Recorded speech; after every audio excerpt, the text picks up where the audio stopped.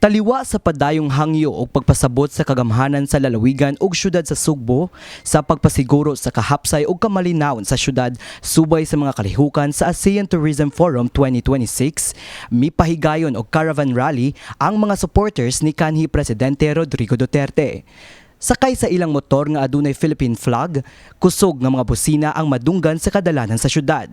Nagsulob usab sila og itom nga sinina nga adunay mensahe nga Marcos resign og we support FPRRD. Og gipapilit sab sa ilang mga motorsiklo ang impeach Marcos stickers. Sa pagsubay sa maong grupo sa kadalanan sa MJ Cuenco, gipahunong sila sa kapulisan sa syudad. Hinungdan nga sila miliko padulong sa Osmeña Boulevard.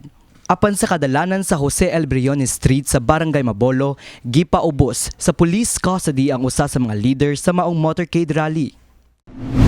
Gikustudiya sa kapulisan sa dakbayan sa Sugbo dinhi sa Mabolo Police Station ang usa sa mga leader nga nangolo sa Unity Motorcade Caravan isip suporta ngadto sa kanhing presidente Rodrigo Duterte.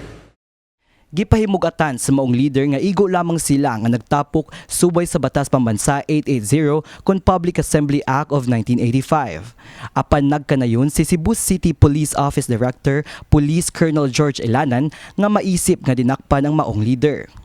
Actually, arrested siya, pero arrested to siya dito. Arrested? Yeah, arrested. Gipaabot nga ang Police Regional Office 7 o ang CCPO muluwat sa ilang formal nga pamahayag kalabot sa hitabo. Apan una nang gipahimugatan sa Cebu Provincial Police Office nga taliwa sa ilang pagrespeto sa right to assembly, gikinahanglan ang permit sa pagpahigayon og panagtapoks o rally.